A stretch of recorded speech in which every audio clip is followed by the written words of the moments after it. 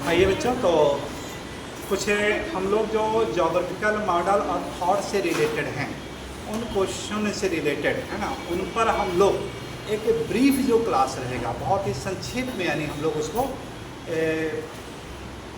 Explain करेंगे, जो कि अगर पिछले साल के टीजीटी, पीजीटी या नेट से रिलेटेड जो क्वेश्चन है, असिस्टेंट प्रोफेसर या अदर स्टेट के जितने भी एग्ज़ाम हैं, उनमें ये क्वेश्चन इतने ज़्यादा बार रिपीट हुए हैं, है ना, उनको हम लोग डिटेल हम लोग देखते हैं लोग, है ना। तो जैसा कि देखिए, स्टार्ट करते हैं हम लोग कि इमैनुअल कांट से रिलेटेड, है ना। तो इमैनुअल कांट की जो महत्वपूर्ण जो भूमिका आती है, वो आपका देखिए अपवादवाद के जनक के रूप में क्वेश्चन आ चुका है आपका। ये अपवाद वाद का जनक किसे कहा गया, तो उत्तर क्या आएंगे, इमैनुअल कांट। वही इमैनुअल कांट है जिनका यानी एक कोटेशन आता है कि तुम मुझे पदार्थ दो, मैं उससे ब्रह्मांड की रचना कर दूंगा। या वही इमैनुअल कांट है जिन्हें आर्म चेयर की संज्ञा भी दी जाती है, आर्म चेयर की संज्ञा भी देते हैं, या इन्हीं को टेरियोलॉजिस्ट भी कहा जाता है। इन्हें क्या नाम दिया जाता है, टेरियोलॉजिस्ट भी कहा जाता है। टेरियोलॉजिस्ट या इस उद्देश्यवादी विचार, उद्देश्यवादी विचारधारा के रूप में जाने जाते। तो इस तरह से भूगोल में देखिए क्या होगा कि आधुनिक भूगोल की जब उत्पत्ति हो रही है, तो वहाँ पे अपवादवाद यानी एक नया रूपरेखा के, इसी अपवादवाद का आलोचना के रूप में शेफर महोदय आते हैं। कौन आते हैं, शेफर महोदय। और बच्चों की जो पुस्तक है वो ज़्यादा पॉपुलर हो जाती है, यानी भूगोल में अपवादवाद, एक्सेप्शन इन द ज्योग्राफी। भूगोल में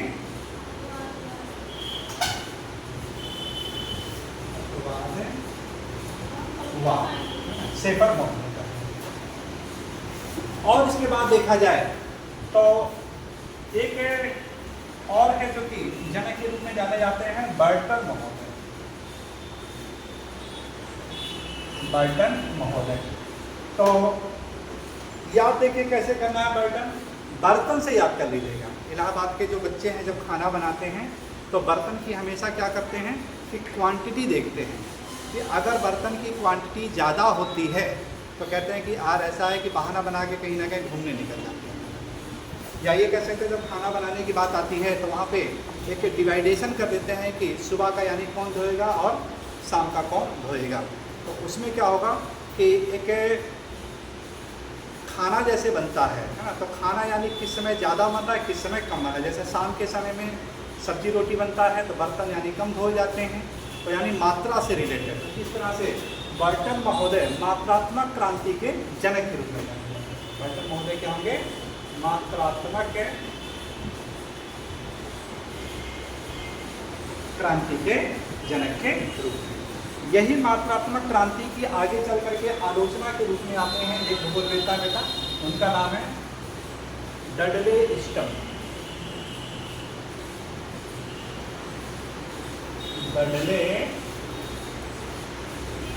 स्टम, जिन्होंने ये बताया कि भूगोल में कि अगर मात्रात्मक क्रांति को यूं ही यानी रूपरेखा यानी धीरे धीरे विकसित होती रहेगी, एक समय ऐसा आएगा कि भूगोल में क्या होगा, गृह युद्ध यानी छिड़ जाएगा। क्वेश्चन ये आया है कौन सा भूगोल वेत्ता है जिसने मात्रात्मक क्रांति को गृह युद्ध की संज्ञा दी है। तो क्या उत्तर बताएंगे आप, डडले स्टम को बताएंगे। वही डडले स्टम है जिन्होंने ब्रिटेन में वहाँ के ब्रिटिश से लैंड यूज से रिलेटेड जो पुस्तक लिखी है, ब्रिटिश से लैंड यूज एंड अनयूज से रिलेटेड उनकी पुस्तक आती है ना। तो बहुत ही महत्वपूर्ण आपका डडले स्टम से संबंधित है।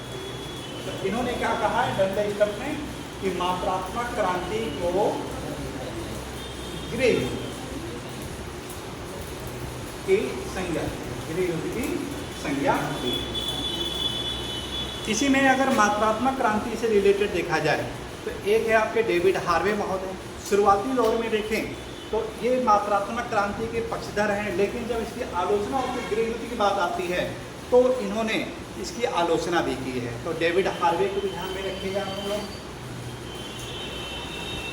डेविड हार्वे, तो दोनों भी आपका आएगा, आलोचना में भी आते हैं, इसके समर्थक से रिलेटेड भी आपके आएंगे। और इसके पश्चात जो आपके क्वेश्चंस के अगर देखें तो 23-24 में जो महत्वपूर्ण क्वेश्चन आपके आए हैं, बर्टन से ही मिलता जुलता एक नया क्वेश्चन आपका है बटलर। बर्टन से ही, यानी एक तरफ आपका है बर्टन, तो बर्टन को कैसे याद करना है, बर्तन से याद कर लीजिएगा, और दूसरा आपका है बटलर।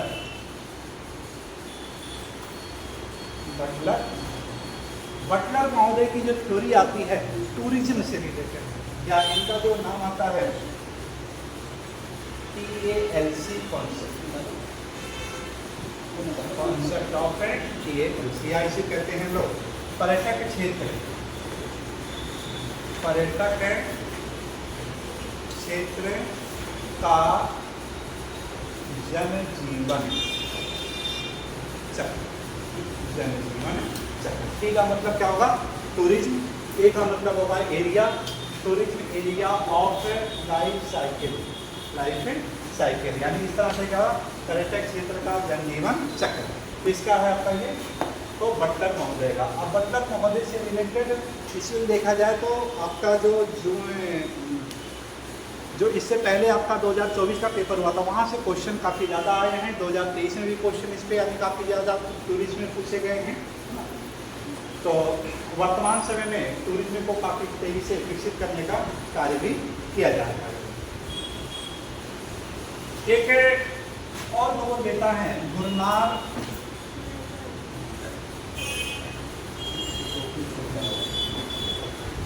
मंडल को हम लोग प्रादेशिक भूगोल में पढ़ते हैं।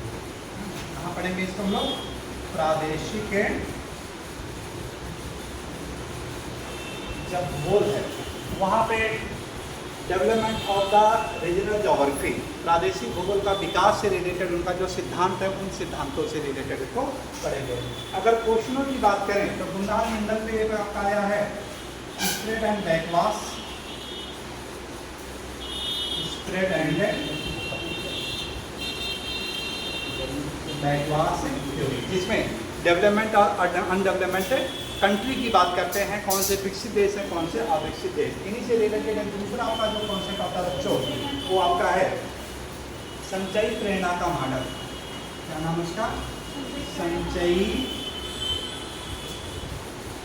प्रेरणा का मॉडल। ये दोनों थ्योरी गुरनार मंडल के हैं और दोनों क्वेश्चन है 2-3 बार आपके पूछे गए हैं। तो गुरनार मंडल जो कि प्रादेशिक भूगोल से रिलेटेड है उनमें हम लोग पढ़ेंगे।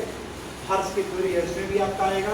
इन्हीं की जो थ्योरी आपका है कॉन्सेप्ट ऑफ स्प्रेड एंड बैकवाश, इन्हीं का है आपका गुरनार मंडल का है। संचयी प्रेरणा का मॉडल ये भी आपका गुरनार मंडल से कोरिलेटेड है।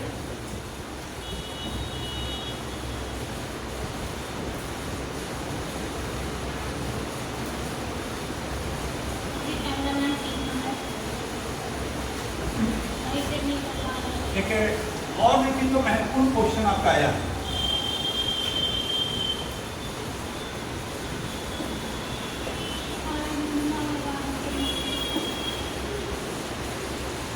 राजनीति भूगोल से, कई बार क्वेश्चन आ रहे हैं इससे, राजनीति से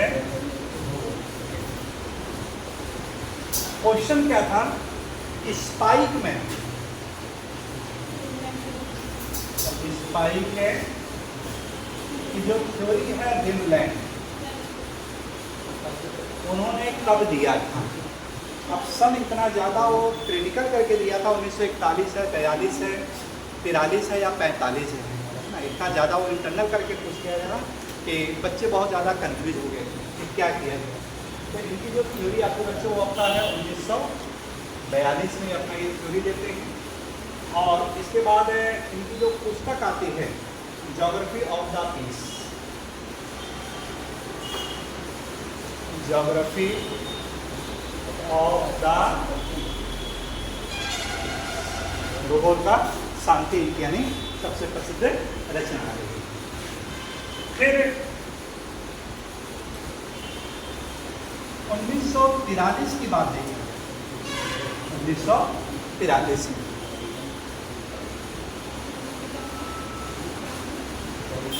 जो मैकिंडर महोदय हैं, इनकी एक प्रसिद्ध रचना आ जाती है,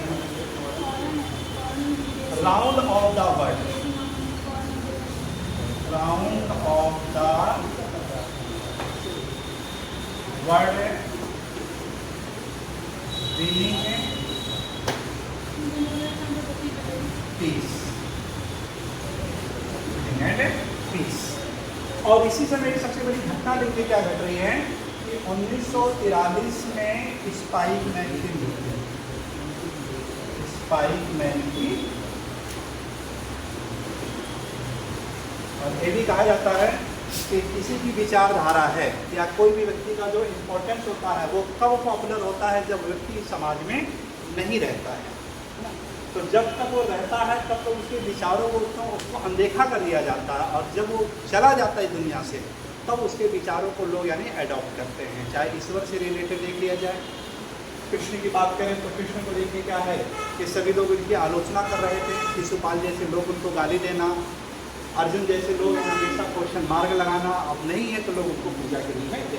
यही चीज़ें स्पाइकमैन के साथ ये घटना घटी थी। पेंक है, पेंक के साथ भी घटना घटी थी। जब तक वो थे तब तक उनके महत्व को नहीं समझा गया, और जब वो चले गए तो पता चला कि वो डेविड से भी ज़्यादा महान थे। यहीं पे देखिए स्पाइकमैन की जो रेमब्रैंट थ्योरी है वो क्या हुआ, उनकी मृत्यु के बाद वो काफ़ी ज़्यादा पॉपुलर है 1944। तो अब जो क्वेश्चन आपका आया था थ्योरी उन्होंने 1942 में दिया है, लेकिन पॉपुलर कब हुआ है, 1944 में जाकर के पॉपुलर हुआ है। तो दोनों ही सब को ध्यान में रखिएगा कि स्टार्टिंग थ्योरी का 42 है और पॉपुलर कब हो रहा था 1944। कुछ आपके जो संगठन की बात करें तो संगठन से रिलेटेड आपका है जो कि जैसा कि बताया गया कि आपको कि 8 अगस्त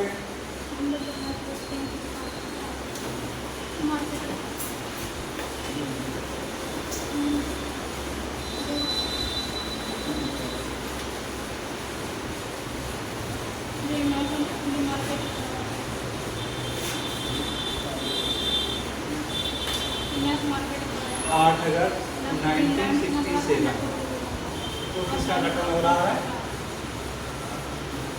आसियान का। आसियान का हेडक्वार्टर कहाँ पर है, तो उत्तर क्या होगा आपका, जावा की राजधानी, इंडोनेशिया की राजधानी जकार्ता।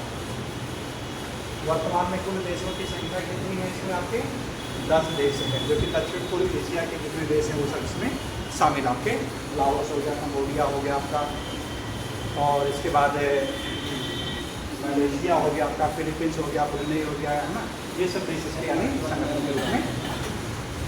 और उसके अलावा देखेंगे 8 दिसंबर 1985 को किसका गठन हो रहा आपका, सार्क का, दक्षिण एशिया क्षेत्रीय सहयोग संगठन। पूरा नाम क्या है, दक्षिण एशिया क्षेत्रीय सहयोग संगठन। इसमें जो नया देश आपका शामिल है वो पूछा गया आपका अफगानिस्तान है, जो कि नया देश। पूरे संगठन को लोग डिटेल इसमें पढ़ेंगे। फिर इसके बाद 10 से 14 सितंबर की बात करें और 1960 में आपका OPEC, oil producing exporting country के रूप में ओपेक का ये गठन हो रहा है। गठन करने वाले देशों में अगर सूची देखा जाए तो 10 देश आपके हैं, 13 देश में टोटल। इसमें स्टार्टिंग में जब गठन करते हैं तो 5 देशों ने मिलकर, कितने देशों ने किया था, 5 देशों ने मिलकर इसका गठन किया। कौन कौन से देश थे, तो पहला जो देश देखिए इसमें होगा आपका कुवैत, दूसरा है आपका ईरान, तीसरा है आपका इराक, नेक्स्ट इस प्रकार जो देश हैं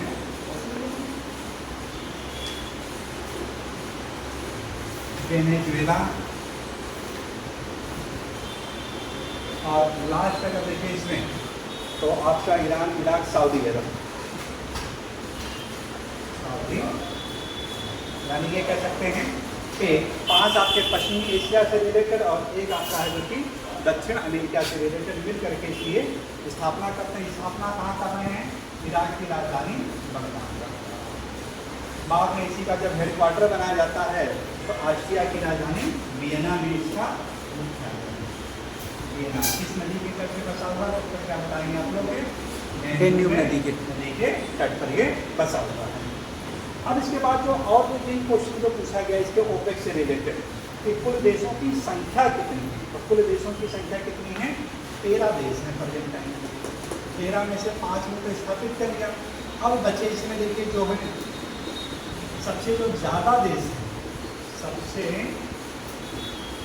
ज़्यादा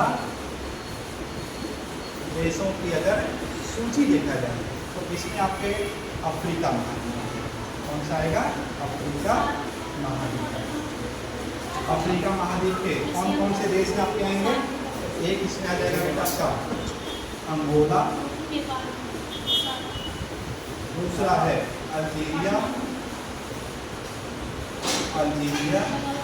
तीसरा आपका है गिनी,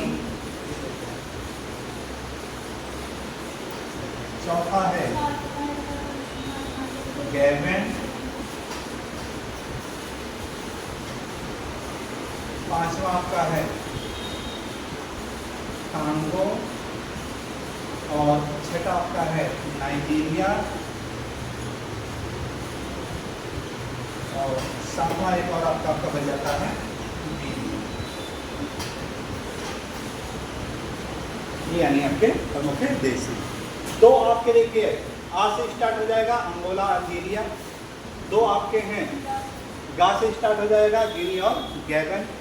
कांगो एक ये आपका जो कांगो नदी से रिलेटेड है, नाइजीरिया आपका लिबिया, यानी ये 7 देश है। तो 7 देश तो ये हो गए, प्लस 5 जो संस्थापक के रूप में थे, एक और बच जाता है। एक कौन सा आपका? UAE। तो इस प्रकार ओपेक के अगर संपूर्ण व्याख्या देखा जाए कुल देशों की संख्या कितनी है? 13, जिनमें से 7 आपके हैं अफ्रीका में हैं, 6 हैं आपका पश्चिमी एशिया और एक है जो कि आपका दक्षिणी। फिर इसी तरह से हम लोग नए नए ऐसे महत्वपूर्ण जो क्वेश्चन हैं उनकी श्रृंखला लेकर के उपस्थित होंगे और फिर मिलते हैं।